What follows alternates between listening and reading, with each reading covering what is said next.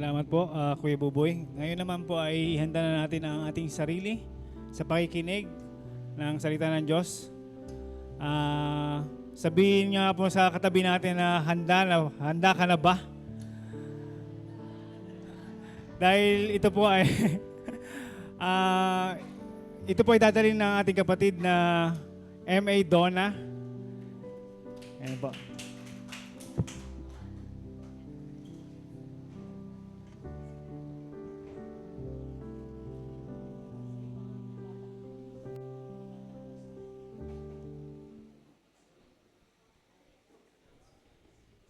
Ay, yung mga bata po pala, inaanyahan na po sa baba.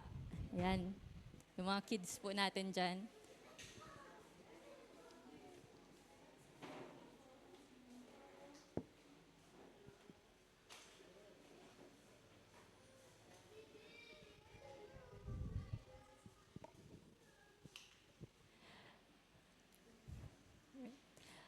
Okay, muli po, purihin po ang Panginoon sa umagang ito. Tayo po ay patuloy na mag-aaral ng salita ng Panginoon. So, sa Kanya lamang po ang lahat ng mapurit pagsamba po. So, siya lamang po talaga ang ating itinataas sa umaga pong ito. So, sa atin pong pasimula,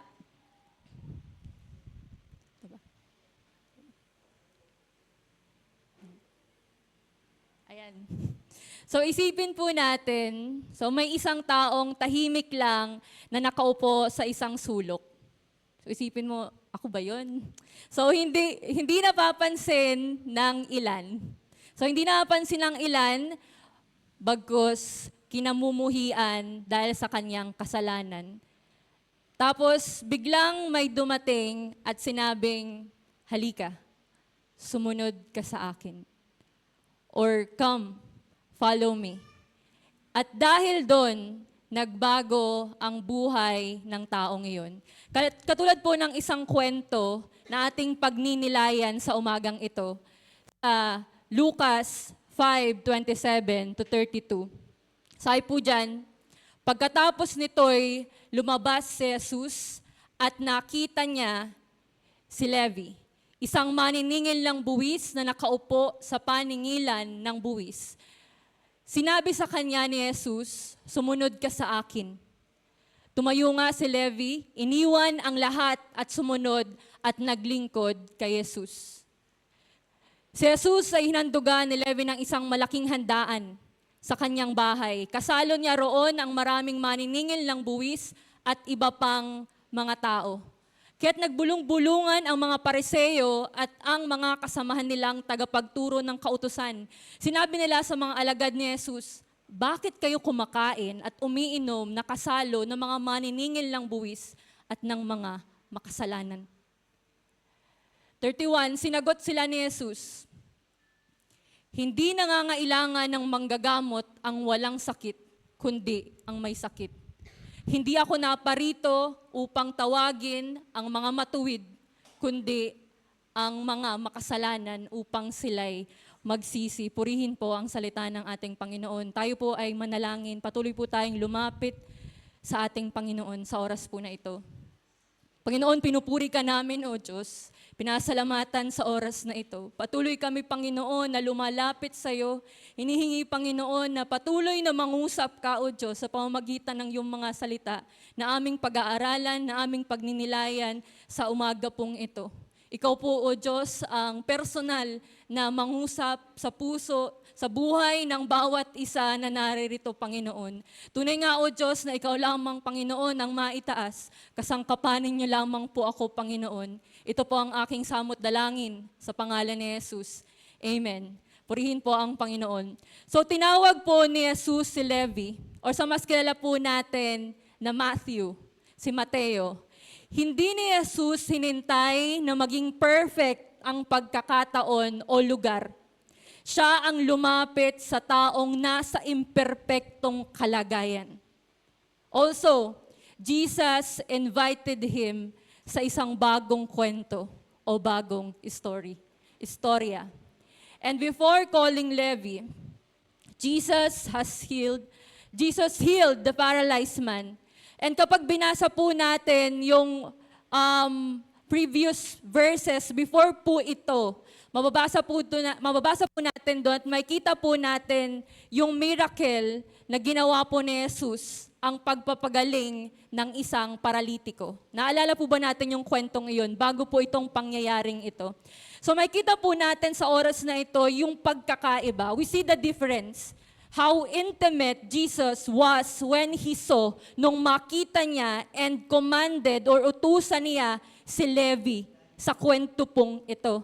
Ano po yung mga unique things about the story of calling Levi or si Matthew by Jesus? Una po dyan, yung simplicity. And yung personal or yung direct calling or pagkatawag po sa Kanya. So makita po natin yung contrast. Sa paralitiko, dinala siya ng mga kaibigan. Binuksan ang bubong, ibinaba sa harap ni Jesus. Pero sa story po na ating pagninilayan, sa story po ni Levi, walang gumawa ng way para sa kanya. Walang nagdala sa kanya. Walang nagbukas ng bubong para sa kanya kasi si Jesus mismo ang lumapit, nakakita at tumawag sa kanya. So makita po natin dito yung picture. Ayan, from tax collector to apostle. Amen. Picture po yan na from sinner to servant. Sa buhay po natin, yun po yung dating tayo at yung ito na. Ganun rin tayo tinawag po ng Diyos. And last Sunday po, na-remind tayo na in our deepest and lowest moment, God reached us. And sa oras po na ito, ngayon, makikita natin, hindi dahil may nagdala sa atin, kundi dahil siya, si Jesus mismo ang lumapit sa atin mula sa pinakamababa nating kalagayan. Ang tinutukoy po natin dito, mga kapatid, ay hindi lamang literal na pagtingin or pagtanaw, kundi yung picture kung paano tayo bilang tao na makasalanan, na patungo talaga sa kapahamakan sa impyerno, pero dahil sa kabutihan at kahabagan po ng Diyos, kusang inabot tayo ng pag-ibig ni Jesus. Amen. At yan po ay sa pamamagitan ng kanyang kamatayan sa krus. Sabi nga po natin sa awitin kanina, so wala talaga pong aksidente sa ating Panginoon. Pinagdiriwang natin ang sukdulang biyaya ng ating Panginoon. Amen. So sa oras po na ito, tandaan po natin, when Jesus reaches us, He also sends us to reach others. Kaya po ang atin pong topic sa umaga pong ito, called to witness. Ayan po, ulitin po natin, when Jesus reaches us, He also sends us to reach others. Called to witness. So tinawag po tayo para magpatotoo. Tinawag para abutin ang iba. Number 1, Jesus saw Levi and commanded him. So maaari niyo po bang palitan ng inyong pangalan yung word na Levi or Levi sa oras po na ito? Sige nga po. Jesus and commanded me. Yun, parang ganon. Jesus saw me and commanded me. So yan. Sabi po sa verse 27, pagkatapos ito'y lumabas si Jesus at nakita niya si Levi, isang maniningil ng buwis, na nakaupo sa paningilan ng buwis, sinabi sa kanya ni Jesus, sumunod ka sa akin. Mga kabatid, ano po yung katotohanan? Ano po yung katotohanan dito? The truth is, God sees who we really are. Amen. God sees who we really are.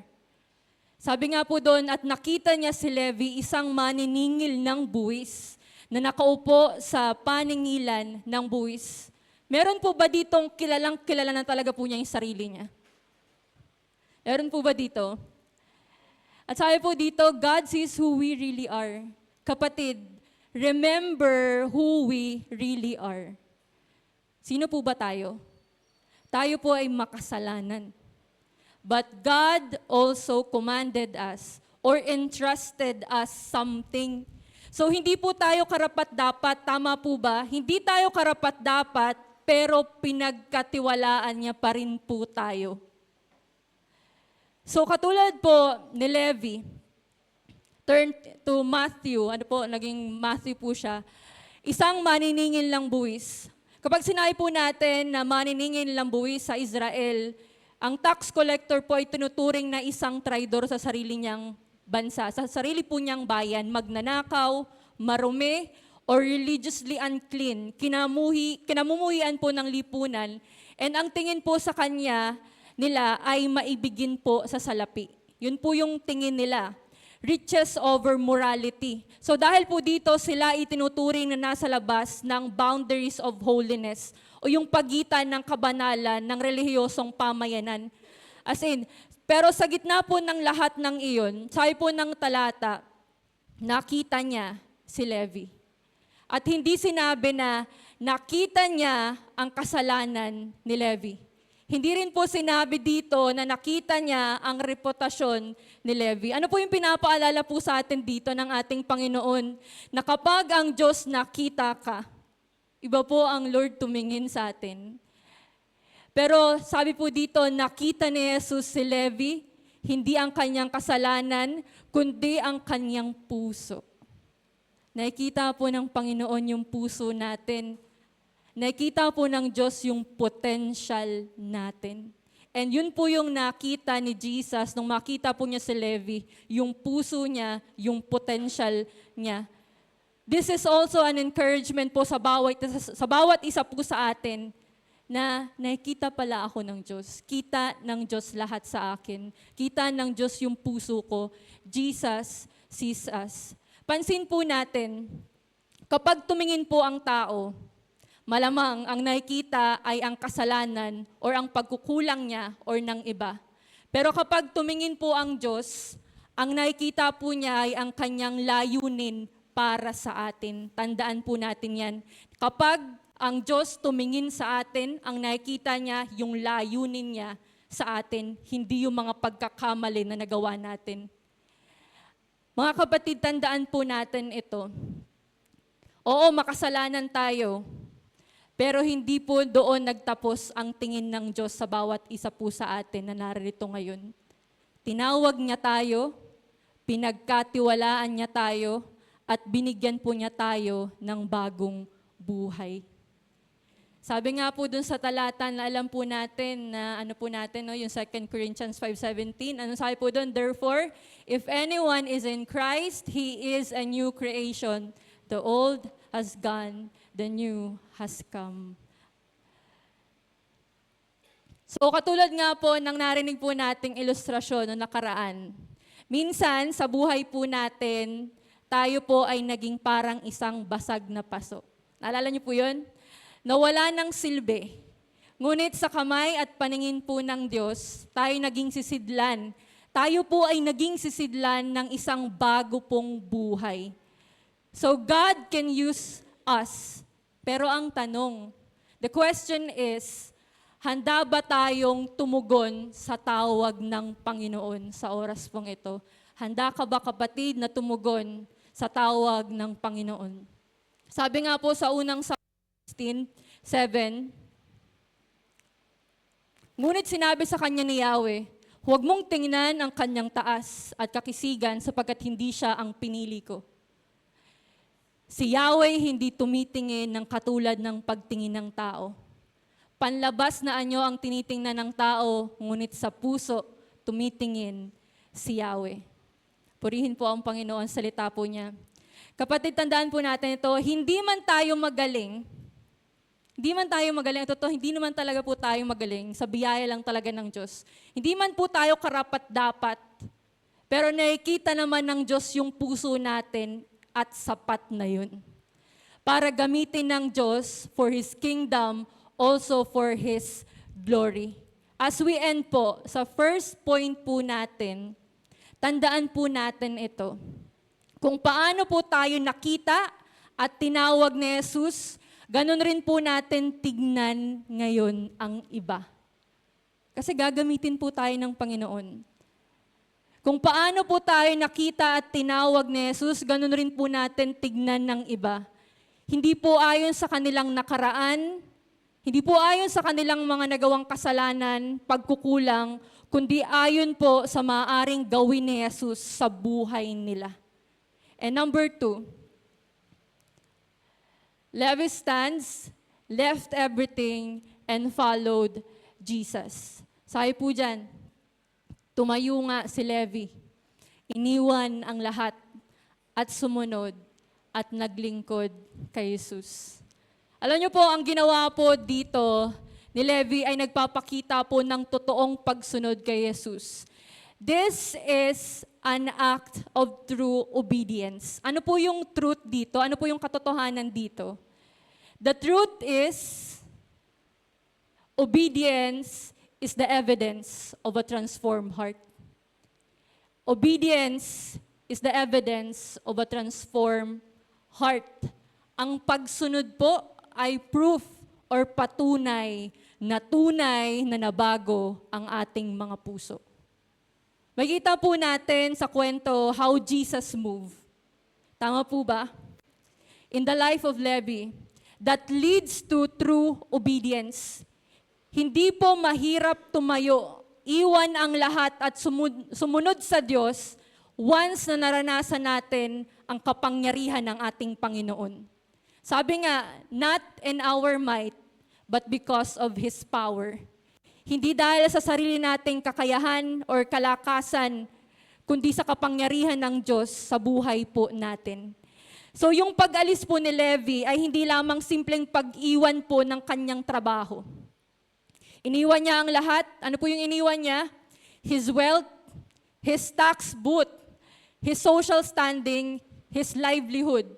Ito po ay halimbawa ng pag-iwan ng luma po nating pagkatao. Dito po yung sumisimbolo. Ito po yung pag-iwan po ng luma nating buhay or pagkatao. Sa kabila po ng kanyang mataas na posisyon at kaginhawahan, nang tinawag siya ni Jesus, tumayo siya, sumunod siya, at iniwan po niya ang lahat.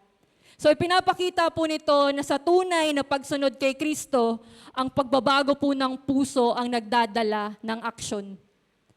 Kailangan mabago pala yung puso.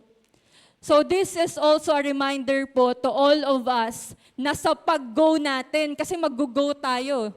Sa pag-go natin, sa paglalapit natin ng buhay sa Panginoon, hingin po muna natin na, Lord, change my heart. Baguhin niyo po yung puso ko. Kapatid, kailan mo huling nasambit yun sa ating Panginoon? Na Lord, baguhin niyo po yung puso ko. Lord, parang mali pala yung nasabi ko. Parang naging self-righteous ako dun Lord, yung bang pilit nating binabago yung buhay ng iba, pero hindi natin nakikita na kailangan muna baguhin yung puso natin. Nakikita natin yung pagkakamali ng iba, yung pagkukulang ng iba, pero hindi natin namamalayan, dapat tayo muna yung magpabago sa ating Panginoon. Hingin natin sa Lord through prayer na baguhin niya ang puso natin. And ganun rin po sa paggilid po natin ng ibang tao, palapit po sa Panginoon, na hindi natin kayang baguhin yung puso. Hindi po talaga natin kayang baguhin yung puso ng katabi natin. Hindi po natin kayang baguhin yung puso ng mga mahal natin sa buhay na feeling natin ang hirap-hirap kasi hindi po talaga tayo yung nagbabago ng puso, ang atin pong Panginoon. Hilingin po natin sa Lord na yung wiwitnessan natin and even tayo, magpabago po tayo ng puso sa atin pong Panginoon. Like you and me, bakit parang ang dali-dali na nating sumunod sa kalooban ng Diyos? Ngayon, kasi nga po, nabago na po ang ating mga puso. Binago na po ng Diyos ang puso natin. Tayo po ay katulad ng sundalo. Hindi po tayo magdadalawang isip na sumunod sa ating tungkulin kapag tinawag tayo ng ating commander. Sino po yung commander ni Levi? At sino po yung commander natin? Si Jesus po ang commander natin. Sabi nga po sa John 10:27, Nakikinig sa akin ng aking mga tupa. Nakikilala ko sila at sumusunod sila sa akin. So sinasabi lamang po dito na pagdating po sa ating Panginoon, hindi lang tayo nakikinig, kundi sumusunod po tayo sa ating Panginoon. At sinasabi po dito, ano po ba sa oras na ito yung ipinapagawa ni Jesus na dapat mo nang tayuan? Kapatid, ikaw lang po yung nakakaalam nun. Ano ba yung command ng Diyos sa'yo sa oras na ito na dapat mong tayuan? Na dapat po nating tindigan sa oras po na ito. So sabi po dito, maaring yan po yung tumayo, to stand firm sa truth, sa katotohanan. And ano po yung kailangan nating iwan? Pride, sinful habits, so ano man po yan. Iwan natin yung pagkatakot na Lord, hindi ko po kaya. So tandaan po na yung pagsunod po ay hindi po tungkol sa convenience. Tandaan po natin yan. Maraming tao na nakukuha lang sumunod kasi madali lang para sa kanila. Pero ano po ba yung ibig sabihin ng totoong pagsunod? Sabi nga natin, hindi po yung tungkol sa convenience. Hindi dahil sa madali lang natin gawin yung isang bagay. Ngunit ito ay tungkol sa pagsuko ng lahat ng may hirap gawin para sa ating Panginoon. Ano pong ibig sabihin nun? It means hindi lang tayo tinawag para mabago yung sarili natin, kundi para maging kasangkapan ng Diyos sa pagbabago po ng iba. Maging instrumento. So sa number 2 po natin, obeying God is not our option. It is our mission. Anong sabi po doon? Yung sabi po kanina dyan, yan. Yung pagtayo natin, yung pag-iwan natin ng lahat at yung pagsunod natin sa Kanya, hindi po yan optional. Yan po yung mission natin bilang mga Kristiyano at tagasunod po ng ating Panginoon. So pwede po natin sabihin dyan, yung pangalan natin, diba? Banggitin po natin sa oras po na to.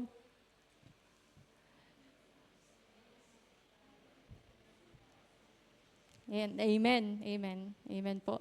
And number 3 na point po natin sa oras po na ito. Yan. Levi offers a banquet for Jesus. Sabi nga doon sa awitin kanina, nagdiriwang. Ano po, sabi po dyan sa verse 29, si Jesus ay hinandugan ni Levi ng isang malaking handaan sa kanyang bahay. Ang sabi, kasalo niya roon ang maraming maniningil ng buwis at iba pang mga tao. Ano po yung katotohanan? The truth is, obedience leads to offering everything to Jesus. And it impacts the lives of others. So obedience leads to offering everything to Jesus. And through that, sa pamagitan po na yon, it impacts or touches the lives of others. Ibig sabihin po nito, hindi lang tayo nananampalataya para sa sarili nating kinabangan, kundi ginagamit tayo ni Jesus para maabot at mabago rin ang ibang tao. Dahil ang ginagawa natin bilang isang tapat na tagasunod ay nagsisilbi pong halimbawa. Nagsisilbi po itong tulay. Nagsisilbi po itong saksi ng pagmamahal at kapangyarihan ni Kristo po sa atin pong mga buhay. And dito po, when Levi experienced Jesus, nung naranasan po niya si Jesus sa buhay niya, He offered a feast. He offered a banquet for him. Then immediately invited others to meet Jesus too. So sa buhay po natin, we invite others to go back to Jesus. And sa bawat pagdiriwang, tandaan po natin mga kapatid, sa bawat pagdiriwang celebration po ng buhay natin, kailangan may witnessing, may patotoo tungkol kay Kristo. Ano man po yan, Thanksgiving, birthdays, anniversary, graduation o ano paman, huwag nating hayaan na hindi po natin nailalagay sa sentro ang ating Panginoon. And yung pinaka-the best sa celebration po rin na tinutukoy natin dito is yung mismong buhay po natin. Nung time na tinanggap po natin si Jesus, naranasan po natin yung kahabagan niya, yung pag-ibig niya sa atin. And from that moment, di ba, kailangan talaga we celebrate. Yun yung pinaka ano po natin dito. Sabi po dito, hindi lang ito tungkol sa pagsunod ni Levi, sapagkat may kita po natin dito. Di ba nung sabihin po dyan na Levi offers a banquet for Jesus at nag-invite po siya ng maraming tao. At sabi po dito, may kita po natin na Levi honored Jesus publicly. Sa harap po ng mga maraming tao. So ganun po din sa buhay natin. Nangungusap po ang Panginoon. Anak, kaya mo ba akong i-honor publicly? Anak, wag lang puro ikaw at ako. Wag lang yung ganun. Nangungusap po ang Panginoon. Katulad po ni Levi, he honored Jesus publicly. Also, he invited other sinners. So, hindi lang yun. So, yun po yung mga dating tax collectors niya. Ginamit niya ang kanyang tahanan bilang lugar po ng ministeryo. So, meron po ditong isang larawan. Ayan po yan, para ma-imagine po natin na yan, nung si Levi po ay nag-offer po ng banquet for Jesus. So, sa picture po na yan, yan po ay scene ng feast in the house of Levi. Yan po ay art ni Paulo Veronese. And this painting is worth 28.75 USD. So, makikita po natin na hindi naman siya ganun kaano. Pero ano po yung pinaka-worth nitong picture po na ito? So, nais ko pong makita po natin yung pinaka-worth ng picture po na ito. This feast symbolizes, una, change. This feast symbolizes change. Simbolo po ng pagbabago. Ano po yung pinapakita ng picture dito? Pinapakita niya kay Jesus, pinapakita po ni Levi na si Jesus ang pinakamahalagang bisita sa buhay niya. Yun po yung pinapakita ng picture po na ito. And sa buhay po ba natin, sino po yung pinakamahalagang bisita sa buhay po natin? Sino po yung pinakamahalaga na na-encounter natin at yun po si Jesus? Simbolo ng pagbabago at pinapakita niya na si Jesus ang pinakamahalagang bisita sa buhay po niya. Pangalawa po, pinapakita po itong feast na ito, hindi lang about pagbabago, kundi pagpapasalamat. Pagpapasalamat. So ginamit niya ang bahay at yaman niya bilang lugar po ng ministeryo. And this symbolizes na handa niyang isakripisyo ang lahat, as in ang lahat-lahat ng mayroon siya para sa Panginoon. Yun po yung ibig sabihin ng pasasalamat. At sunod, yung pagtanggap po sa iba. Yung picture po na yan, pagbabago, pagpapasalamat. Ano po yung pinapakita po niyang picture na yan, yung feast na yan, yung banquet na yan. Bukod sa pagbabago, pasasalamat, at higit po sa lahat, yung pagtanggap po sa iba. Take note po, ang mga inimbitahan po niya dito ay mga makasalanan. So ipinapakita po niya na ang relasyon niya kay Jesus ay hindi lang para sa sarili niyang pagbabago, kundi para maabot at mabago rin po ang iba. At yan po ay sa pamamagitan ng pag-aanyaya at pag-witness. So sabi nga po, kapag tunay tayo nagmamahal, hindi po natin ito kayang itago. Katulad po sa buhay ni Levi, nung na-encounter po niya ang ating Panginoon, hindi po niya naitago yung pag-ibig niya sa ating Panginoon. Ganito rin po kapag tunay nating naranasan si Jesus, hindi natin kayang hindi magbahagi nito sa iba. Hindi natin kayang hindi siya ibahagi sa iba. Sabi nga po sa Roma 12:1, kaya nga mga kapatid, alang-alang sa masaganang habag ng Diyos sa atin, ako'y nakikiusap na ialay ninyo ang inyong sarili bilang isang handog na buhay, banal at kalugod-lugod sa Diyos. Ito ang karapat-dapat na pagsamba ninyo sa Diyos. So, pinapakita dyan yung handog. handog na buhay, banal at kalugod-lugod sa Diyos. So sabi nga po, yung buhay po natin, mga kapatid, our life should be a banquet for Jesus. Again, our life should be a banquet for Jesus. Bakit po? Ano pong ibig sabihin nun? It means we live in such a way that others can come to the table. Na yung buhay natin, makakapag-anyaya ng iba. At sabi dyan, a way that others can come to the table or isang buhay or yung buhay mismo natin ang maging instrumento para maranasan ng iba na makasalo nila si Jesus. Yun po yung ibig sabihin nun. Na yung life natin should be a banquet for Jesus. Yung trabaho natin, yung bahay natin, yung resources natin, yung talino natin, at higit sa lahat yung buhay natin. And as we end po, tapos na po tayo, makikita po natin ang dalawang grupo sa kwento po na ito. Si Levi, isang makasalanan, pero tumugon. Tama po ba? At ang Pariseo. Ang mga Pariseo po, matuwid sa panlabas, pero mapanghusga sa kapwa. Ano ang attitude natin when we see people? Hayaan po natin sa oras na ito, mag-reflect po tayo. Ano nga ba yung attitude ko kapag nakikita ko yung ibang tao? Ano yung attitude natin when we see people? Condemnation or compassion?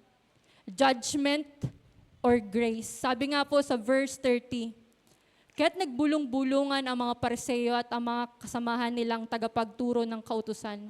Sinabi nila sa mga alagad ni Jesus, bakit kayo kumakain at umiinom na kasalo ng mga maniningil ng buwis at ng mga makasalanan? As we go and make disciples of all nations, as we go, as IRM Las Piñas, kailangan po nating tandaan ang sinabi ni Jesus dito po sa huling mga talata na ating babasahin. Tandaan po natin ito. Sinagot sila ni Jesus, hindi nangangailangan ng manggagamot ang walang sakit, kundi ang may sakit. Hindi ako naparito upang tawagin ang mga matuwid, kundi ang mga makasalanan upang sila'y magsisi. Sabi nga po dyan, ni John Mark Comer, the church is a hospital, a place where sick, broken, wounded, flawed people are made new by Jesus. Amen. So Jesus doesn't just call the good people. Tandaan po natin yan mga kapatid. Hindi niya lamang tinatawag yung mga mabuti. Sabi dyan, He reaches out the broken, the guilty, those who feel unworthy. And He doesn't call them just to follow. He calls them into a new life. So kagaya po ng naranasan natin, tinawag tayo ng Diyos para sa bagong buhay. Bilang mga tumugon sa Kanya, dapat din po tayong maging instrumento ng Kanyang biyaya. Hindi po lang para sa sarili natin, kundi para mahalin ang iba nang wala pong panghuhusga. Kasi po, ano pong sabi? We don't have to point their sins. Hindi po natin kailangan laging i-point yung pagkakamali ng iba. Kasi alam natin na ang tao talaga makasalanan yan. Nature na talaga po natin, yun talaga po yun. Or their mistakes. But we have to point them or lead them to Jesus. Yun po yun. Hindi tayo tinawag para mag-point out ng mga pagkakamali ng iba, kundi para ituro ang tunay na tagapagligtas. Yun po yung mission natin, to witness. Ang tunay na nagbabago po ng buhay ay hindi po tayo. Tandaan po natin yan. Ang tunay na nagbabago ng buhay, walang iba, kundi po ang ating Panginoong Jesus. Our mission is call sinners to repentance. Kapatid, tinawag ka para magpatotoo. Tinawag ka para abutin ang iba. Sabi nga po, we are called to witness. We are called to proclaim Christ. We are called to share the gospel. Amen. Purihin po ang Panginoon sa oras po na ito. Sa Kanya lamang po ang kapurihan. Patuloy po tayong lumapit sa presensya ng ating Panginoon sa oras po na ito. Amen. Hallelujah, Lord. As Lord, purihin ka, Panginoon, sa oras na ito. Lord, patuloy kami, Panginoon, nagpapakumbaba sa iyong harapan. Lord, tunay nga, Panginoon, na makasalanan kami. At dahil lamang, O Diyos, sa biyaya niyo, kaya kami patuloy na nakakalapit sa iyo, Panginoon. Maraming salamat, O Diyos, sa kabutihan mo, sa sukdulang biyaya mo, Panginoon, sa bagong buhay na ipinagkalaw niyo po sa bawat isa sa amin. And Lord, as we go, Lord, patuloy, Panginoon, na dalhin namin, O Diyos, yung grasya, yung habag, yung biyaya, yung pag-ibig na mula lamang sa iyo, O Diyos. Lord, haba ka naming ibabahagi sa iba, i-share sa iba, Panginoon, ito yung maging daladala namin, Panginoon. Yung pag-ibig mo, O Diyos. Lord, maraming salamat, Panginoon, sa mensahe nyo sa umagang ito po sa bawat isa sa amin, Panginoon. Lord, tunay nga, Panginoon, na pinakita nyo sa amin na kami makasalanan. Wala kaming magagawa sa sarili lamang namin, Panginoon. Salamat, O Diyos, sa pag-abot nyo sa bawat isa sa amin. Kaya kami, Panginoon, ay naririto ngayon. Lord, hayaan nyo, Panginoon, na patuloy ka naming maranasan. And Lord, tulungan nyo po sa oras na ito. Lord, alam nyo, Panginoon, may mga anak ka, Panginoon, na natatakot, O Diyos, na tumayo, na iwan ang lahat, Panginoon, na tuluyang sumunod sa iyo, O Diyos. Ito pong dakilang atas na nais nyo, Panginoon, na isagawa po ng bawat isa sa amin and to go and make disciples, Panginoon. Lord, hayaan nyo, Panginoon, na yung kapangyarihan lamang na nagmumula sa iyo, yung kakayahan lamang na nagmumula sa iyo, O Diyos, yung pag-ibig na nagmumula lamang sa iyo at yung salita lamang na nagmumula sa iyo, Panginoon, ng patuloy naming maranasan sa aming paghayo at sa aming pagsunod sa iyo, O Diyos. Lord, wag naming tignan ang aming mga pagkukulang, ang aming mga pagkakasala, kundi tignan namin yung kabutihan, yung pag-ibig mo sa aming mga buhay, Panginoon. Lord, maraming salamat po, O Diyos, at patuloy na ikaw po yung aming itinataas sa oras na ito po. Ito po ang aming dalangin sa pangalan ni Jesus. Amen. Purihin po ang ating Panginoon.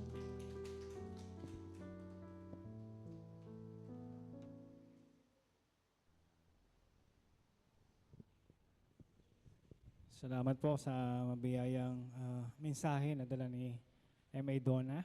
Tunay nga po na hindi ganon kadali sumunod sa Panginoon, pero po ito, ang obedience po ay isang kaluguran para sa Panginoon.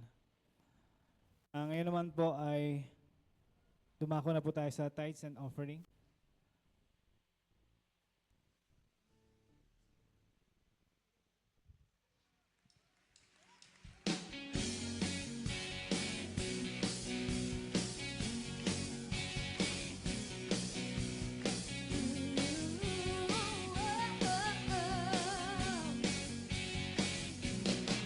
Di manggagamba sa kawalan, pagpapala mo'y laging laan. Di matatakot sa panganib, pagkat naririyan ka palagi.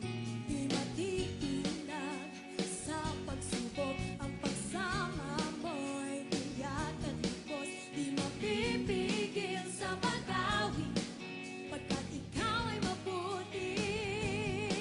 Pagkat ikaw ay mabuti. Ikaw ang aking pastor, hindi magkukulang. Sapat na at higit pa, biyaya mo'y sagana at Tayo po ipag-pray ang tithes and offering. Lord, salamat po, Panginoon, sa biyaya, Panginoon, na hinandog ng ating mga kapatid. Panginoon, gamitin mo po ito pang ikalago ng aming simbahan, Panginoon. Lord, salamat po, Panginoon, sa mga nagkaloob, Panginoon. Kayo po ang magbalik, Panginoon, ng siksik, liglig at umaapaw, Panginoon, sa lahat, Panginoon, na nagbigay, Panginoon, at maging, Panginoon, sa mga hindi nakapagbigay, Panginoon. Kayo po, Panginoon, ang magbigay, Panginoon, sa kanila, Panginoon, ng blessings, Panginoon, ng trabaho, Panginoon. Kayo po, Panginoon, ang mag-provide sa bawat isa, Panginoon.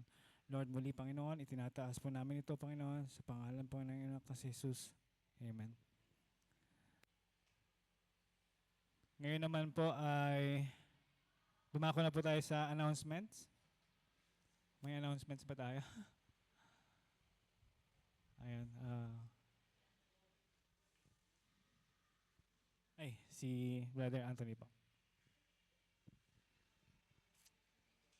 Yan, good morning po sa lahat. So muli po ay sa atin pong iglesia sa at IRM Ministries po ay magkakaroon po tayo ng gawain po muli sa kabataan. So nung last po na nag-announce po kami ay move din po ito. Yun po ay ginanap po sa ito po ay South Caravan na ginanap po sa IRM Cathedral. So ngayon po ay magkakaroon po muli ng yan po kung makikita ninyo, Move His Mission, My Mission. Ito po ay Youth with a Purpose International Leaders Summit 2025. So kung bakit po nagkakaroon po ng ganitong mga gawain, ano po, at ito po ay ino-open ko po sa mga kabataan muli na willing po at nais pong sumama dito. Ito po ay gaganapin po sa December 29 to 30. Bali po ito ay 2 araw. Ano po? 29 and 30. So doon po ay may ang advice po sa amin kasi nga po ang cathedral ay hindi po magkakaroon, kumbaga hindi doon mag-stay, pero meron po dong mga designated areas na po sa mga churches doon na pwede po nating matuluyan. So ito po ay may registration fee. No, kaya kung may sa mga nais po ng mga kabataan nandito na gusto po sumama ay atin na po itong paunti-unting pag-ipunan. Ano po? Na nagkakahalaga ng 1,100. Pero meron po kaming, siguro po sa mga officers po ng youth ay magkakaroon po kami ng meeting para kung paano po natin ito mapoprovide. Ano po? Then, ano po ba? So, ito po ay meron pong, kung mas ano po is na, inopen na po yung pre-registration po natin.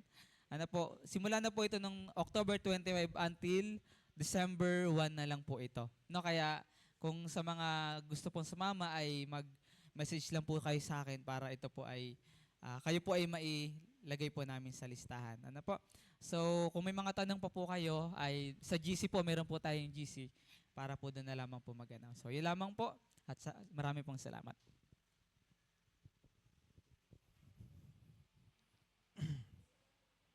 Sa acknowledgement naman po, mga birthday celebrants and VIPs. Ayun. First timer po, welcome po kay Janina Gulayman o Guliman. Okay, Gulayman. Sorry. Sino po yun? Pwede po tumayo? Ayan.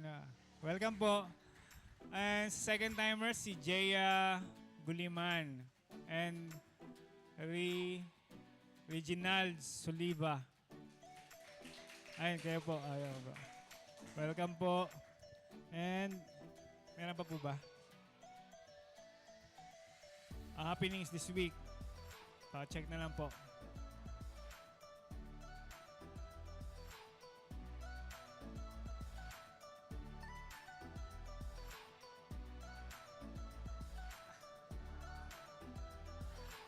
Kasama pala yan.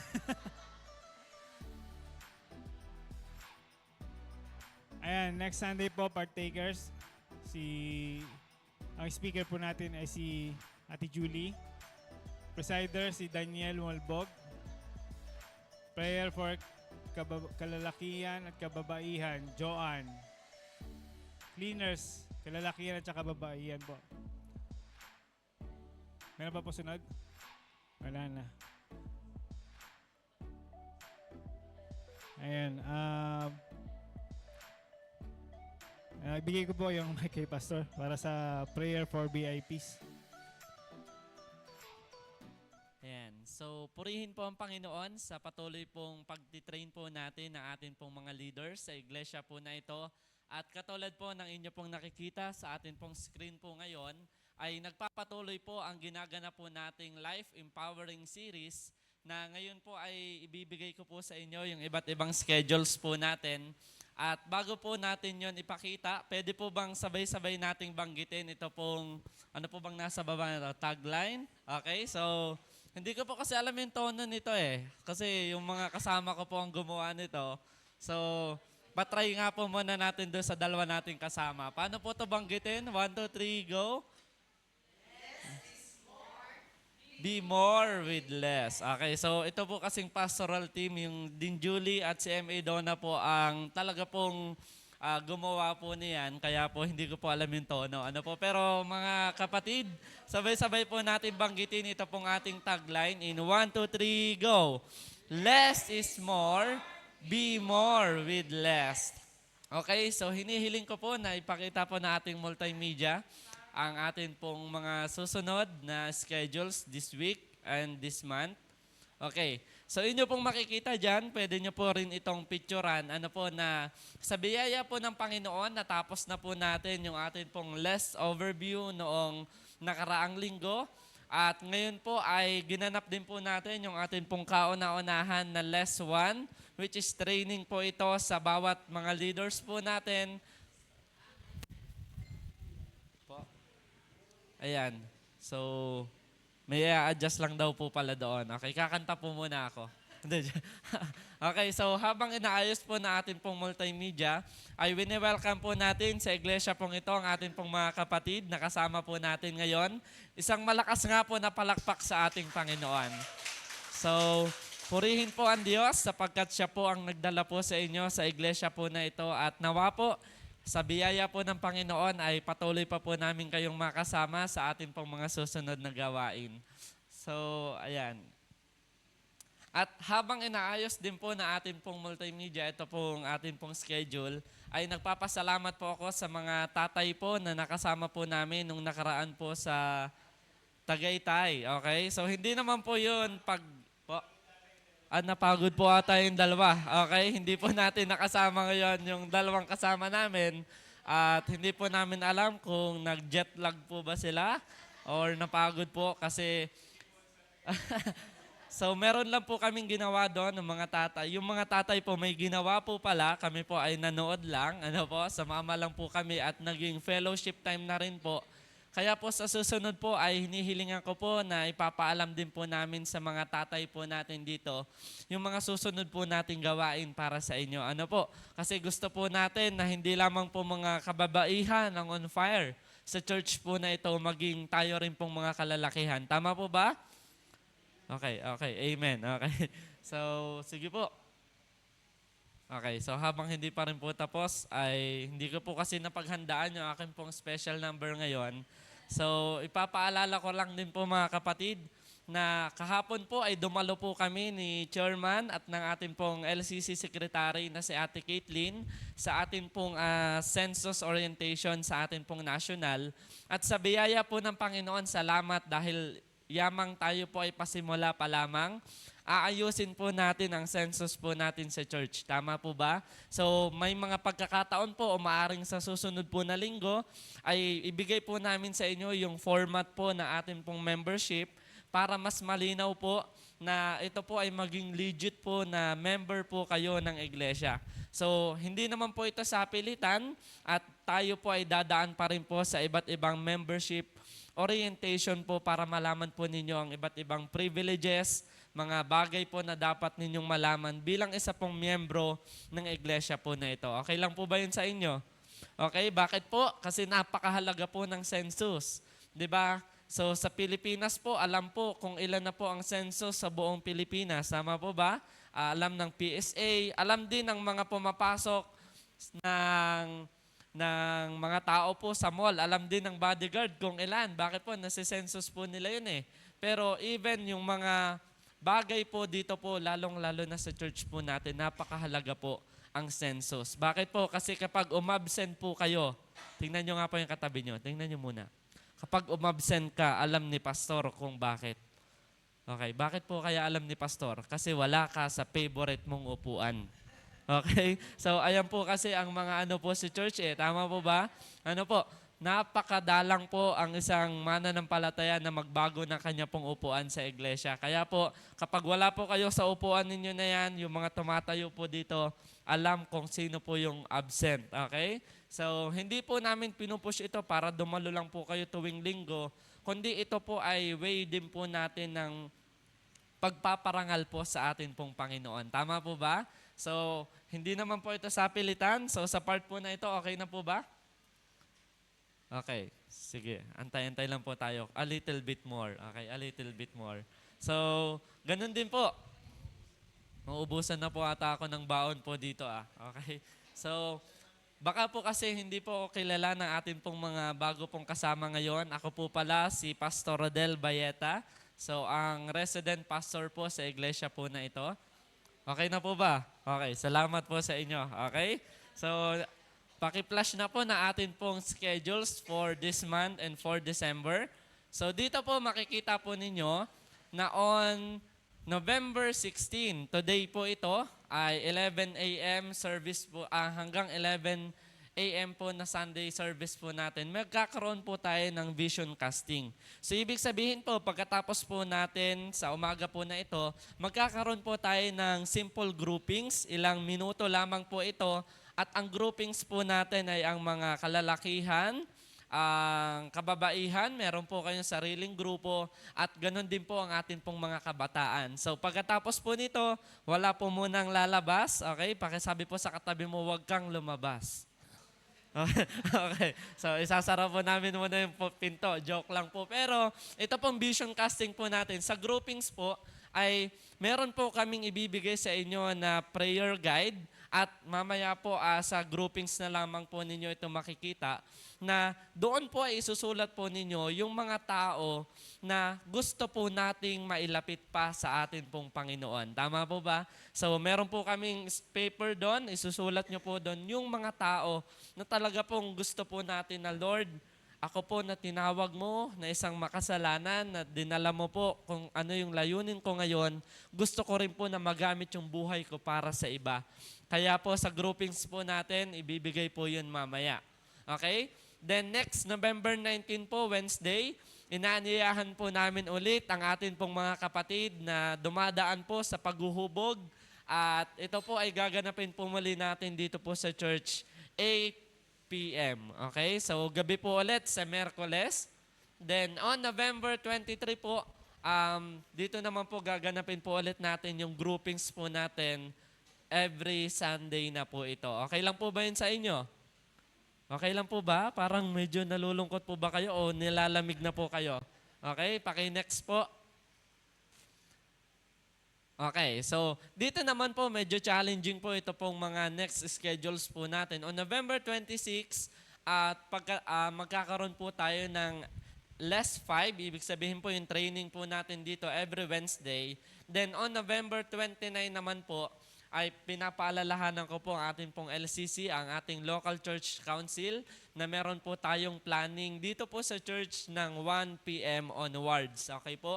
Then paki-set na po ito sa inyo pong mga schedule. On November 30 naman, ay ito po yung last Sunday po natin, mag-i-start po tayo ng tinatawag po nating prayer and fasting. Okay, sino po dito yung nananalangin na? Pakitaas po ng kamay. Okay. Lahat tayo nananalangin na. Sino dito yung gustong sumama sa amin para mag-fasting? Pastor, parang ayoko pa. Okay. Pastor, nagpapaliban lang ako ng pagkain eh. Pero ngayon po mga kapatid, ito po ay kabuuang church. Ibig sabihin po, ini-encourage po namin kayo na sama-sama po tayong dumulog at makiisa po sa ating pong gaganapin na prayer and fasting na magsisimula po ito Sunday ng November 30 from 6 p.m. to 6 a.m. Yun po yung fasting time po natin. Okay po ba yon? So pagkatapos po ng 6 p.m., then 6 a.m. na po ulit yung next meal po natin. Then hindi po yun basta skip lang ng pagkain. Ito po ay gagawin po natin bilang way po ng paglapit po natin sa Panginoon dahil marami pa po tayong kaluluwa na ilalapit po sa Kanya. Tama po ba? So makikiisa po ba kayo doon? Okay, isa pa po. Makikiisa po ba kayo doon? Okay, so sama-sama po tayo. At ang kasunod po noon, pagpasok ng December, ano po, ay tuloy-tuloy po yung fasting po natin at ito po ay 7 days of fasting except po ng Wednesday. Ito po ay gaganapin po natin ng, hindi na po to online, tama po ba? Okay, yung 1, 2, 3, 4, 5, 6 po, di ba ito po yung working days po natin. Meron po tayong online gathering, okay? So ipapasa po namin sa GC po yung ating pong Zoom meeting. Then except po ng Wednesday, dito po tayo sa church. Okay po ba? So sama-sama po tayo noon. Then on December 3, yun na nga po yung tinutukoy po namin na dito po tayo magagathering. Ano po? Okay lang po ba yun sa inyo? Pastor, ang dami naman po pala nating schedule sa church na to. Alam niyo po ba kung bakit? Kasi buhay po yung Diyos natin na kumikilos po dito. Amen po ba? So, meron pa po ba tayong next schedules? Okay, ayan. Hanggang ano po to? Hanggang bagong taon. Okay, so on December 7 naman po, sa ating pong Sunday worship, magkakaroon po tayo ng YWAP Harvest. Bakit po tayo nag-fasting ng 7 days? Ano po, bakit po yung church po natin ay pumasok po doon sa ganun pong gawain? Kasi meron po tayong nilolong sa Panginoon na makapaglapit pa po ng mga kabataan sa ating pong iglesia. Hindi lamang po sa church na ito, kundi mismong makilala po nila ang ating pong Panginoon. So yun po yung goal po ng fasting natin, yung makapag-reach out po ng iba. Okay po? Then on December 12 naman po, may kakaroon po tayo ng tinatawag po nating testimony night and prayer. Ito po ay dito po natin gaganapin sa church po. Then on December 14, okay, dito naman po natin gaganapin yung YMO and Calcab Harvest sa iglesia rin po natin dito po sa church. At hinihilingan ko po dito po sa December 17, tayo po ay may tinatawag na Mother Church. Galing po tayo sa Parañaque. Ano po? So makikijoin po tayo sa kanila sa isa pong gabi ng BCF Simbang Gabi. So lilinawin ko po dito po sa church natin, wala tayong gaganapin na simbang gabi kasi more on ang tutok po natin ngayong December ay pagtitrain po ng leaders. Kaya po isang gabi lang po yung jojoin tayo sa Parañaque, which is yung December 17. Sama-sama po tayo doon. Ano po? So on December 21 naman po sa atin pong Sunday worship, dito na rin po natin gaganapin yung atin pong church Christmas party. So ilang araw na lang po, Pasko na. Ilan na lang po bang araw? 39, tama po ba? So church Christmas party po at pangungunahan po tayo ng atin pong mga youth sa program po nito. At on December 28, Lord, salamat. Huling linggo na ng taon. Dito po natin gaganapin yung ating pong last worship service sa church po. At inaanyayahan po namin na ito pong mga schedule po na ito ay para ma-visualize lamang po ninyo na ito po yung mga gawain po natin. Katulad po ng ating pong mensahe sa umaga pong ito, obedience is an act of worship. Tama po ba? Ang pagsunod po natin sa Panginoon ay way din po ng pagpapakita natin ng pagsamba po sa Kanya. So nawa po sa akin pong mga schedule na binanggit, wala na po ba ako nakalimutan din? Wala naman po. So uulitin ko po, after po ng prayer and benediction, may groupings po tayo. Ilang minuto lamang po ito. Okay po? So inaniyahan ko po ang bawat isa na tayo po ay sama-samang tumayo. At tayo po ay magwakas na po sa panalangin sa umaga po na ito. Bago po tayo magwakas sa panalangin sa umaga pong ito, maaari po ba na magbanggit po tayo ng mga bagay na nais po nating ipagpasalamat sa Panginoon sa mga nagdaang araw, linggo o buwan ng atin pong mga buhay? Marami po tayong kailangan ipagpasalamat po sa Kanya. So, kung ngayon naman po ay ikaw ay nililid ng Diyos para ibukas muli ang kanya pong puso sa Kanya sa pagsunod po, maaari mo rin po itong banggitin sa atin pong Panginoon. Sandali po tayo magkaroon ng personal prayer sa atin pong Diyos.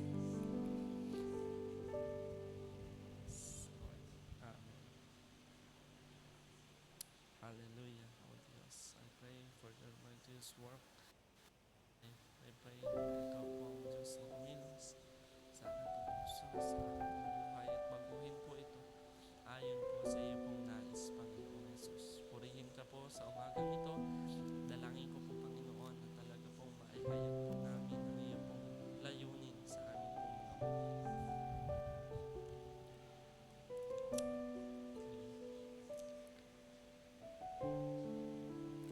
aming Diyos at amin pong Ama na banal at makapangyarihan po sa lahat.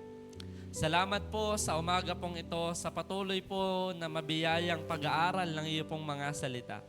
Salamat po sa iyo pong pagpapaalala sa amin na kami po ay katulad lamang din po ng iyo pong lingkod na si Levi na tinawag mong Matthew, Panginoon. Salamat po sapagkat pinakita at pinaalala mo po sa amin na ang amin pong buhay noon ay katulad ng buhay po ni Levi na isa pong makasalanan at talagang pong namumuhay lamang ayon sa kanya pong sarili. Ngunit salamat po dahil ikaw mismo ang aming Panginoon na umabot po sa amin at dinala po kami, O Diyos, sa isang bagong buhay, isang buhay na may layunin, O Diyos. Kaya po sa umaga pong ito ang akin pong patuloy na dalangin. Ang bawat mensahe po na aming napakinggan ay patuloy na magturo sa amin pong mga puso't isipan kung paano po patuloy na susunod at maglilingkod po kami ng buong buo. Alam po namin, Panginoon, na Lord, ang tunay na pagkapanalo sa mundong ito ay hindi po yung manalo kami sa mga bagay na ginagawa po namin, kundi ang tunay na tagumpay sa mundong ito ay ang pagsusuko po namin ng amin pong buhay sa iyo. Patuloy ko pong idinadalangin aming Panginoon na Lord, kilala mo po ang bawat isa sa amin. Alam mo po ang ginagawa namin araw-araw. Alam mo rin po ang motibo ng amin pong mga puso. Kaya patuloy ko pong inilalapit po sa iyo, Panginoon, nawa po. Huwag mo po kaming masumpungan na katulad ng mga Pariseo na napakaganda lamang ng buhay panlabas, ngunit hungkag o walang laman ang aming mga puso. Kaya po, Panginoon, kung kami man po ay masumpungan mo na Pariseo, humihiling po kami at nagpapakumbaba po kaming lumalapit sa iyo. Panginoon, punuin mo po ang puso namin ng iyo pong pag-ibig. At ang pag-ibig po na ito magbubunsod sa amin upang, Lord, hindi man po agad maging perpekto, ngunit masumpungan mo po na sa amin pong kalagayan ngayon ay susunod po kami ng buong buo aming Panginoon. Salamat din po sa umagang ito na niremind mo kami that the church is not a museum of saints. Ang iglesia po ay hindi po pagandahan ng buhay, kundi ang iglesia ay ang church po na makita mo, O Diyos, na this is a hospital of sinners, na ang tanging manggagamot po namin ay ikaw, aming Panginoong Jesus. We are not here to judge one another because we are all saved by your grace alone, O Diyos. Kaya po, patuloy po naming tingnan ang bawat isa ayon po sa lente ng iyo pong pag-ibig at pag-abot sa amin, Panginoon. Patuloy ko rin pong dalangin ang mga kapatid po namin na hindi po namin kasama sa pananambahan pong ito. Patuloy po nawa na sa panonood po nila ng amin pong online service, makita at maranasan din po nila ang kapangyarihan ng iyo pong mga salita na nagbabago ng buhay. Patuloy ko din pong idinadalangin ng mga kapatid namin na may karamdaman, O Diyos. Patuloy mo po silang abutin at kagalingan sa kanilang mga tahanan ng kanila pong maranasan. At patuloy po naming dalangin, Panginoon, na ipakita mo po sa kanila na buhay ang Diyos na amin pong pinaglilingkuran. Patuloy ko din pong idinadalangin, Panginoon, ang bawat pangangailangan na aking mga kapatid.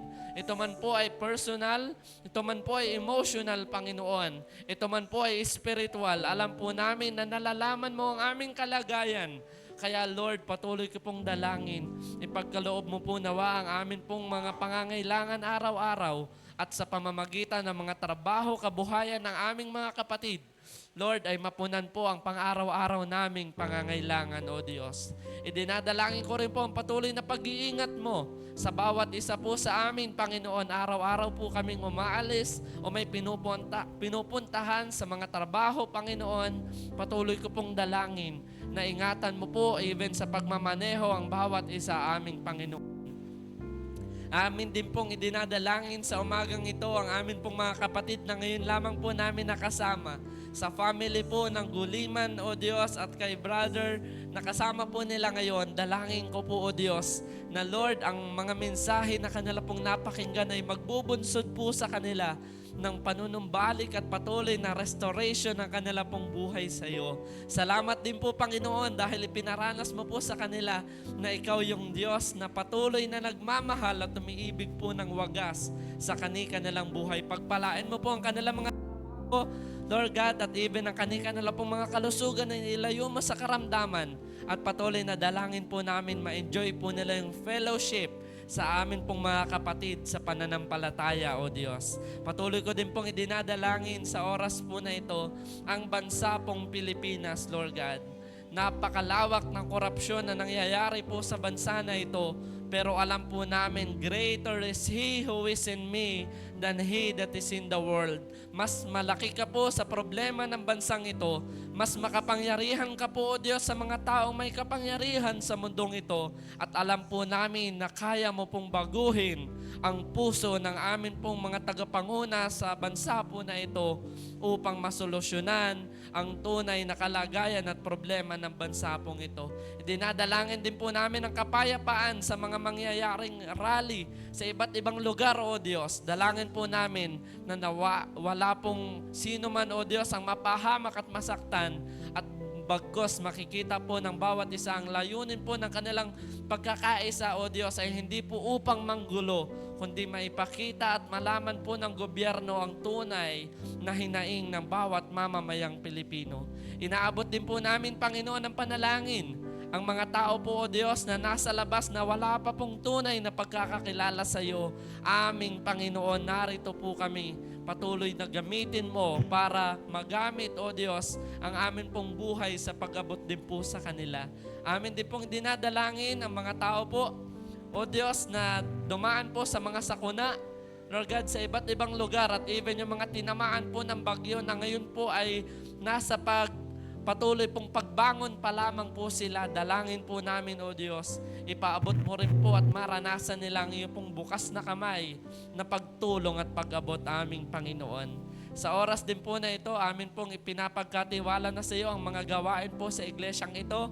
Lord God, katulad po ng amin pong ibinaba ng mga schedules, Lord, kami ang nagpaplano, ngunit sinabi sa iyong mga salita, ikaw ang magpapatupad po nito, O Diyos. Kaya po dalangin namin, Lord, samahan mo po kami sa takbuhin ng iglesia po na ito at maging sa amin pong ipinapatayong church building, O Diyos. Alam po namin na ikaw ang Diyos na magkakaloob nito sa takdang panahon, at ganon din po sa patuloy po, O Diyos, na pananalangin namin, maitatayo po ito sa isang layunin na mag-glorify po ang iyong dakilang pangalan, aming Panginoon. At sa atin pong pagtatapos, mga kapatid, sa umaga po na ito, sama-sama po nating awitin ang ating pong pag-awit sa Panginoon. Ng lahat ng papuri ay para sa Kanya lamang po, ating Panginoon.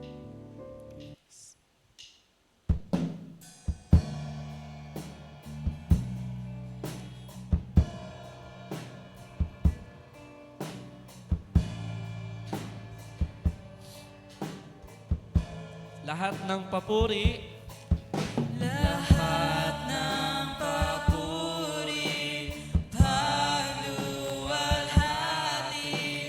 alay sa iyo, O Diyos. Ang aking puso, ang aking buhay, alay sa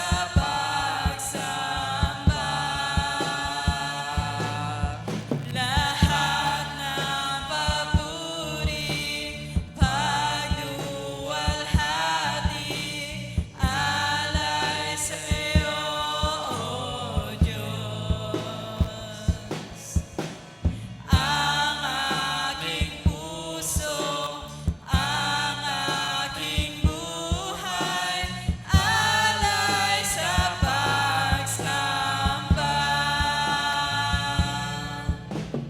Alay sa pagsamba.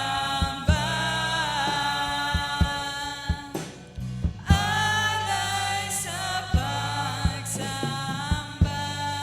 Tanggapin po ninyo, mga kapatid, sa pagtaas ng kamay ng abang lingkod ng ating Panginoon. Tanggapin po ninyo ang bendisyon ng ating Panginoon na nagmumula po sa Kanya pong mga salita. Pagpalain ka nawa ng Panginoon at ingatan ka. Paliwanagin nawa ng Panginoon ang Kanyang mukha sa iyo at mahabag sa iyo.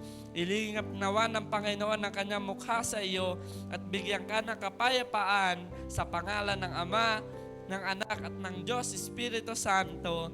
Amen, amen at amen. Palakpakan po natin ang Panginoon.